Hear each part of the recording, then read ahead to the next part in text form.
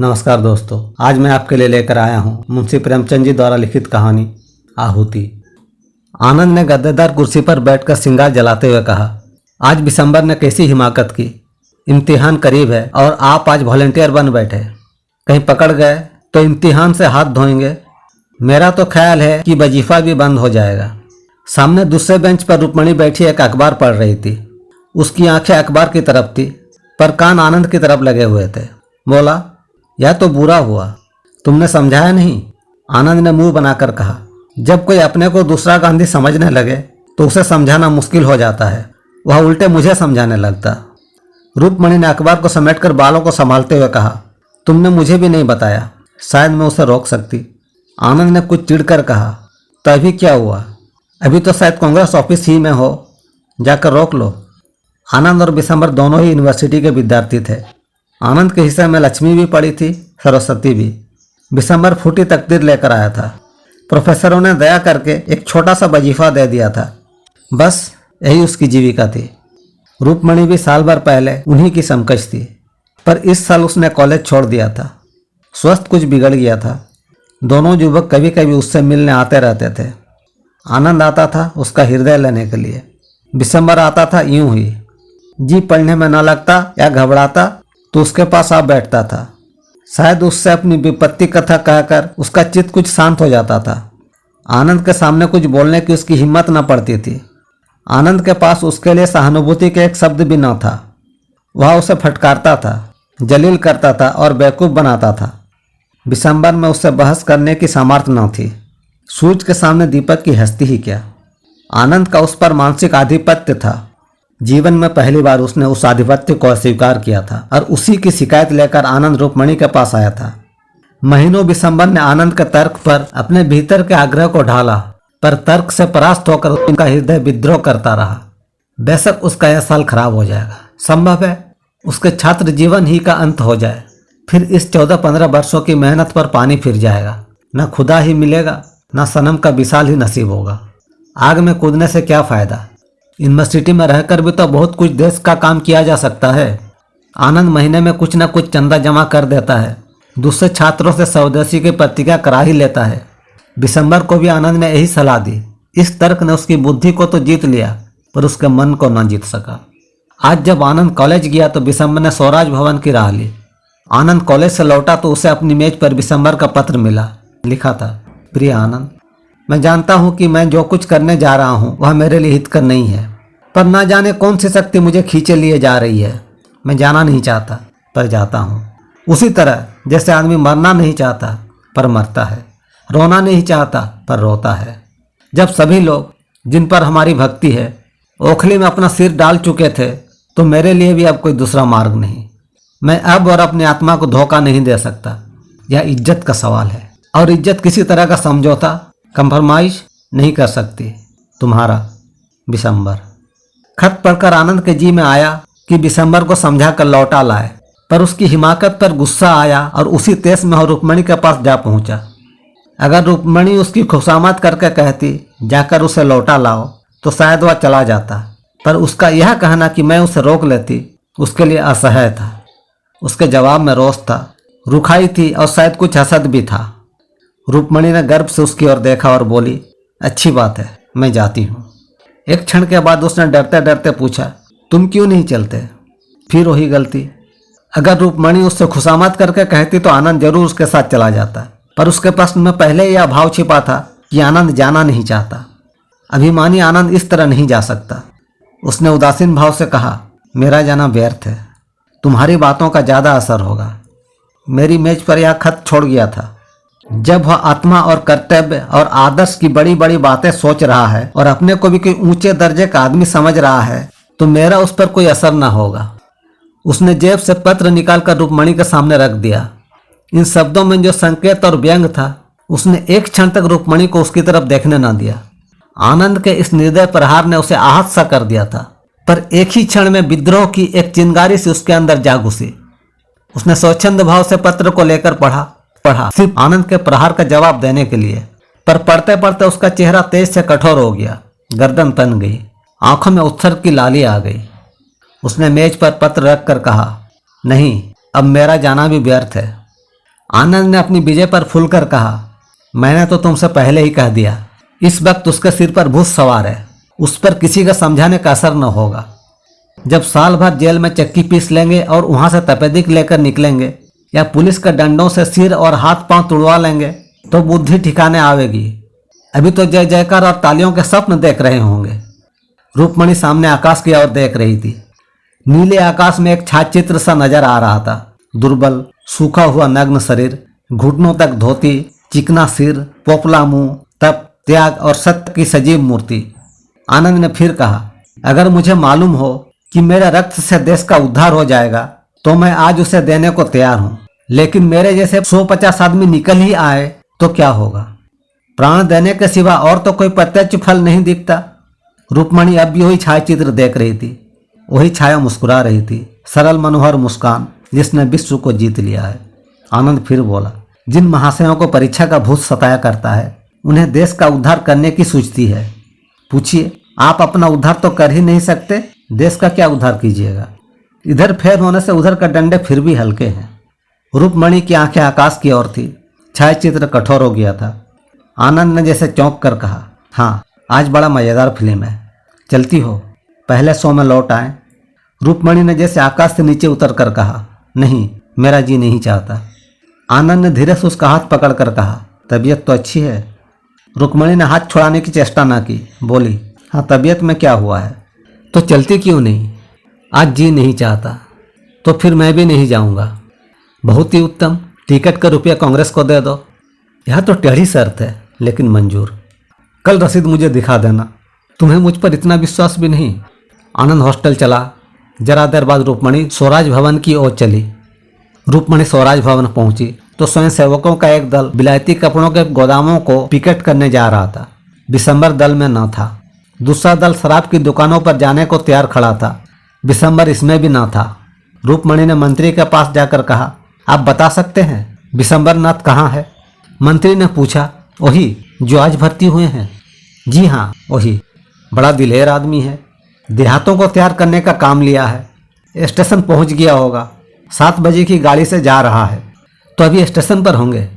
मंत्री ने घड़ी पर नजर डालकर जवाब दिया, हाँ, अभी तो शायद स्टेशन पर मिल जाए। रूपमणि ने बाहर निकलकर साइकिल तेज की और स्टेशन पर पहुंची तो देखा बिशंबर प्लेटफॉर्म पर खड़ा है। रूपमणि को देखते ही लपक कर उसके पास आया और बोला, तुम यहाँ कैसे आई? आज आनंद से तुम्हारी मुलाकात हुई थी? रूपमणि ने उसे सिर से पांव तक देखकर कहा, यह तुमने क्या सूरत बना रखी है? क्या पांव में जूता पहनना भी देशद्रोह है? बिशंबर ने डरते डरते पूछा। आनंद बाबू ने तुमसे कुछ कहा नहीं? रूपमणि ने स्वर को कठोर बनाकर कहा, जी हाँ, कहा। तुम्हें यह क्या सूझी? 2 साल से कम के लिए न जाओगे? बिशंबर का मुंह गिर गया। बोला, जब यह जानती हो तो क्या तुम्हारे पास मेरी हिम्मत बंधाने के लिए 2 शब्द नहीं है?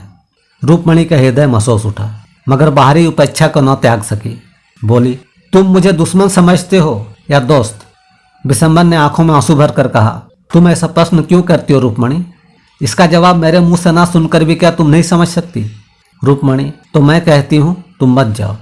बिशंबर, यह दोस्त की सलाह नहीं है रूपमणि, मुझे विश्वास है तुम हृदय से यह नहीं कह रही हो। मेरे प्राणों का क्या मूल्य है, जरा यह सोचो। एमए होकर भी 100 रुपये की नौकरी, बहुत बढ़ा तो 300-400 तक जाऊंगा। इसके बदले यहाँ क्या मिलेगा जानती हो? संपूर्ण देश का स्वराज। इतने महान हेतु के लिए मर जाना भी इस जिंदगी से कहीं बढ़कर है। अब जाओ, गाड़ी आ रही है। आनंद बाबू से कहना मुझसे नाराज ना हो। रूपमणि ने आज तक इस मंदबुद्धि युवक पर दया की थी, इस समय उसकी श्रद्धा का पात्र बन गया। त्याग में हृदय को खींचने की जो शक्ति है, उसने रूपमणि को इतने बेग से खींचा कि परिस्थितियों का अंतर मिट सा गया। बिशंबर में जितने दोस्त थे वे सभी अलंकार बन बन कर चमक उठे। उसके हृदय की विशालता में वह किसी पंछी की भांति उड़ उड़कर आश्रय खोजने लगी। रूपमणि ने उसके ओर आतुर नेत्रों से देखकर कहा, मुझे भी अपने साथ लेते चलो। बिशंबर पर जैसे घड़ों का नशा चढ़ गया। तुमको? आनंद बाबू मुझे जिंदा न छोड़ेंगे। मैं आनंद के हाथों बिकी नहीं हूँ। आनंद तो तुम्हारे हाथों बिके हुए हैं। रूपमणि ने विद्रोह भरी आंखों से उसकी ओर देखा, पर कुछ बोली नहीं। परिस्थितियां उसे इस समय बाधाओं सी मालूम हो रही थी। वह भी बिशंबर की भांति स्वच्छंद क्यों न हुई। संपन्न माँ बाप की अकेली लड़की, भोग विलास में पली हुई, इस समय अपने को कैदी समझ रही थी। उसकी आत्मा उन बंधनों को तोड़ डालने के लिए जोर लगाने लगी। गाड़ी आ गई, मुसाफिर चढ़ने उतरने लगे। रूपमणि ने सजल नेत्रों से कहा, तुम मुझे नहीं ले चलोगे? बिशंबर ने दृढ़ता से कहा, नहीं। क्यों? मैं इसका जवाब नहीं देना चाहता। क्या तुम समझते हो मैं इतनी विलासासक्त हूं कि मैं देहात में रह नहीं सकती? बिशंबर लज्जित हो गया। यह भी एक बड़ा कारण था, पर उसने इनकार किया, नहीं, यह बात नहीं। फिर क्या बात है? क्या यह भय है पिताजी मुझे त्याग देंगे? अगर यह भय हो तो क्या यह विचार करने योग्य नहीं? मैं उनकी तृण बराबर परवाह नहीं करती। बिशंबर ने देखा रूपमणि के चांद से मुख पर गर्ममय संकल्प का आभास था। वह उस संकल्प के सामने जैसे कांप उठा। बोला, मेरी यह याचना स्वीकार करो रूपमणि, मैं तुमसे विनती करता हूँ। रूपमणि सोचती रही। बिशंबर ने फिर कहा, मेरी खातिर तुम्हें यह विचार छोड़ना पड़ेगा। रूपमणि ने सिर झुकाकर कहा, अगर तुम्हारा यह आदेश है तो मैं मानूंगी बिशंबर। तुम दिल में समझते हो मैं क्षणिक आवेश में आकर इस समय अपने भविष्य को गलत करने जा रही हूँ। मैं तुम्हें दिखा दूंगी, यह मेरा क्षणिक आवेग नहीं है, दृढ़ संकल्प है। जाओ, मगर मेरी इतनी बात मानना कि कानून के पंजे में उसी वक्त आना जब आत्माभिमान या सिद्धांत पर चोट लगती हो। मैं ईश्वर से तुम्हारे लिए प्रार्थना करती रहूंगी। गाड़ी ने सीटी दी। बिशंबर अंदर जा बैठा। गाड़ी चली गई।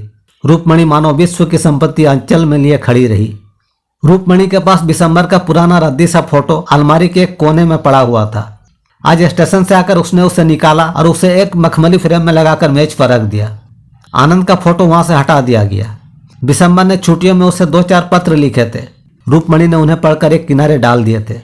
आज उसने उन पत्रों को निकाला और उन्हें दोबारा पढ़ा। उन पत्रों में आज कितना रस था। वह बड़ी हिफाजत से राइटिंग बॉक्स में बंद कर दिए गए। दूसरे दिन समाचार पत्र आया तो रूपमणि उस पर टूट पड़ी। बिशंबर का नाम देखकर वह गर्व से फूल उठी। दिन में एक बार स्वराज भवन जाना उसका नियम हो गया।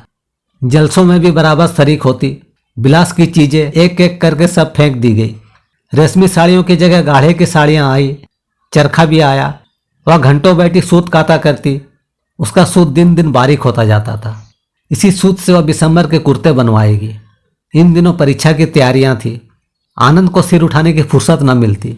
2-1 बार वह रूपमणि के पास आया, पर ज्यादा देर बैठा नहीं। शायद रूपमणि की शिथिलता ने उसे ज्यादा बैठने ही न दिया। 1 महीना बीत गया। एक दिन शाम को आनंद आया। रूपमणि स्वराज भवन जाने को तैयार थी। आनंद ने भौं सिकोड़कर कहा, तुमसे तो अब बात करना भी मुश्किल है। रूपमणि ने कुर्सी पर बैठकर कहा, तुम्हें भी तो किताबों से छुट्टी नहीं मिलती। आज की कुछ ताजी खबर नहीं मिली। स्वराज भवन में रोज रोज का हाल मालूम हो जाता है। आनंद ने दार्शनिक उदासीनता से कहा, बिशंबर ने तो सुना देहातों में खूब शोरगुल मचा रखा है। जो काम उसके लायक था वह मिल गया। यहाँ उसकी जवान बंद रहती थी, वहाँ देहातों में खूब गरजता होगा, मगर आदमी दिलेर है। रूपमणि ने उसकी ओर ऐसी आंखों से देखा जो कह रही थी, तुम्हारे लिए यह चर्चा अनधिकार चेष्टा है। और बोली, आदमी में अगर यह गुण है तो फिर उसके सारे अवगुण मिट जाते हैं। तुम्हें कांग्रेस बुलेटिन पढ़ने की क्यों फुर्सत मिलती होगी? बिशंबर ने देहातों में ऐसी जागृति फैला दी है कि बिलायती का एक सूत भी नहीं बिकने पाता और ना नशे की दुकानों पर कोई जाता है। और मजा यह है कि पिकेटिंग करने की जरूरत नहीं पड़ती। अब तो पंचायतें खोल रहे हैं। आनंद ने उपेक्षा भाव से कहा, तो समझ लो अब उनके चलने के दिन भी आ गए हैं। रूपमणि ने जोश से कहा, इतना करके जाना बहुत सस्ता नहीं है। कल जो किसानों का एक बहुत बड़ा जलसा होने वाला था, पूरे परगने के लोग जमा हुए होंगे। सुना है आजकल देहातों से कोई मुकदमा ही नहीं आता। वकीलों की नानी मरी जा रही है। आनंद ने कड़वेपन से कहा, यही तो स्वराज का मजा है कि जमींदार, वकील और व्यापारी सब मरे, बस केवल मजदूर और किसान रह जाए। रूपमणि ने समझ लिया आज आनंद तुलकर आया है। उसने भी जैसे आस्तीन चढ़ाते हुए कहा, तो तुम क्या चाहते हो कि जमींदार और वकील और व्यापारी गरीबों को चूस चूस कर मोटे होते जाएं और जिन सामाजिक व्यवस्थाओं में ऐसा महान अन्याय हो रहा है उनके खिलाफ जबान तक ना खोली जाए? तुम तो समाज शास्त्र के पंडित हो। क्या किसी अर्थ में यह व्यवस्था आदर्श कही जा सकती है? सभ्यता के 3 मुख्य सिद्धांतों का ऐसी दशा में किसी न्यूनतम मात्रा में भी व्यवहार हो सकता है? आनंद ने गर्म होकर कहा, शिक्षा और संपत्ति का प्रभुत्व हमेशा रहा है और हमेशा रहेगा। हाँ, उसका रूप भले ही बदल जाए। रूपमणि ने आवेश से कहा, अगर स्वराज जाने पर भी संपत्ति का ही प्रभुत्व रहे और पढ़ा लिखा समाज यूं ही स्वार्थान्ध बना रहे तो मैं कहूंगी ऐसे स्वराज का ना आना ही अच्छा। अंग्रेजी महाजनों की धन लोलुपता अशिक्षितों का स्वहित ही आज हमें पीछे डाल रहा है। जिन बुराइयों को दूर करने के लिए आज हम प्राणों को हथेली पर लिए हुए हैं, उन्हीं बुराइयों को क्या प्रजा इसीलिए सिर चढ़ाएगी कि वे विदेशी नहीं स्वदेशी हैं। कम से कम मेरे लिए तो स्वराज का यह अर्थ नहीं है कि जॉन की जगह गोविंद बैठ जाए। मैं समाज के लिए ऐसी व्यवस्था देखना चाहती हूँ जहाँ कम से कम विषमता को आश्रय न मिल सके। आनंद, यह तुम्हारी निज की कल्पना होगी। रूपमणि, तुमने अभी इस आंदोलन का साहित्य पढ़ा ही नहीं। आनंद, न पढ़ा है न पढ़ना चाहता हूँ। रूपमणि, इससे राष्ट्र की कोई बड़ी हानि न होगी। आनंद, तुम तो जैसे वह रही ही नहीं, बिल्कुल काया पलट हो गई। सहसा डाकिया ने कांग्रेस बुलेटिन लाकर मेज पर रख दिया। रूपमणि ने अधीर होकर उसे खोला। पहले शीर्षक पर नजर पड़ते ही उसका आंखों में जैसे नशा छा गया। अज्ञात रूप से गर्दन तन गई और चेहरा एक अलौकिक तेज से चमक उठा। उसने आवेश में खड़ी होकर कहा, बिशंबर पकड़ लिए गए और 2 साल की सजा हो गई। आनंद ने विरक्त मन से पूछा, किस मामले में सजा हुई? रूपमणि ने बिशंबर के फोटो को अभिमान की आंखों से देखकर कहा, रानीगंज में किसानों की विराट सभा थी, वहीं पकड़ा है। आनंद, मैंने तो पहले ही कहा था 2 साल के लिए जाएंगे, जिंदगी खराब कर डाली। रूपमणि ने फटकार बताई, क्या डिग्री ले लेने ही से आदमी का जीवन सफल हो जाता है? सारा ज्ञान, सारा अनुभव पुस्तकों में ही भरा हुआ है। मैं समझती हूँ संसार और मानवीय चरित्र का जितना अनुभव बिशंबर को 2 सालों में हो जाएगा, उतना दर्शन और कानून की पोथियों से तुम्हें 200 वर्षों में भी ना होगा। अगर शिक्षा का उद्देश्य चरित्र बल मानो तो राष्ट्र संग्राम में मनोबल के जितने साधन हैं, पेट के संग्राम में कमी हो ही नहीं सकते। तुम यह कह सकते हो कि मेरे लिए पेट की चिंता ही बहुत है, हमसे और कुछ हो ही नहीं सकता, हम में न उतना साहस है, न बल, न धैर्य, न संगठन, तो मैं मान जाऊंगी। लेकिन जाति हित के लिए प्राण देने वालों को बेवकूफ बनाना मुझसे नहीं सहा जा सकता। बिशंबर के इशारे पर आज लाखों आदमी सीना खोलकर खड़े हो जाएंगे। तुम में है जनता के सामने खड़े होने का हौसला। जिन लोगों ने तुम्हें पैरों के नीचे कुचल रखा है, जो तुम्हें कुत्तों से भी नीच समझते हैं, उन्हीं की गुलामी करने के लिए तुम डिग्रियों पर जान दे रहे हो। तुम इसे अपने लिए गौरव की बात समझो, मैं नहीं समझती। आनंद तिलमिला उठा, बोला, तुम तो पक्की क्रांतिकारिणी हो गई इस वक्त। रूपमणि ने उसी आवेश में कहा, अगर सच्ची खरी बातों में तुम्हें क्रांति की गंध मिले तो मेरा दोष नहीं। आज बिशंबर को बधाई देने के लिए जलसा जरूर होगा, क्या तुम उसमें जाओगी? रूपमणि ने उग्र भाव से कहा, जरूर जाऊंगी, बोलूंगी भी और कल रानीगंज भी चली जाऊंगी। बिशंबर ने जो दीपक जलाया है वह मेरे जीते जी बुझने न पाएगा। आनंद ने डूबते हुए आदमी की तरह तिनके का सहारा लिया। अपनी अम्मा और दादा से पूछ लिया है? पूछ लूंगी, और वह तुम्हें अनुमति भी दे देंगे। सिद्धांत के विषय में अपनी आत्मा का आदेश सर्वोपरि होता है। अच्छा, यह नई बात मालूम हुई। यह कहता हुआ आनंद उठ खड़ा हुआ और बिना हाथ मिलाए कमरे के बाहर निकल आया। उसके पैर इस तरह लड़खड़ा रहे थे कि अब गिरा अब गिरा। दोस्तों, अगर आपको यह कहानी पसंद आई हो तो लाइक, शेयर और कमेंट कीजिएगा, और आगे भी इसी तरह के ढेर सारे वीडियो देखने के लिए चैनल को सब्सक्राइब जरूर कीजिएगा। धन्यवाद।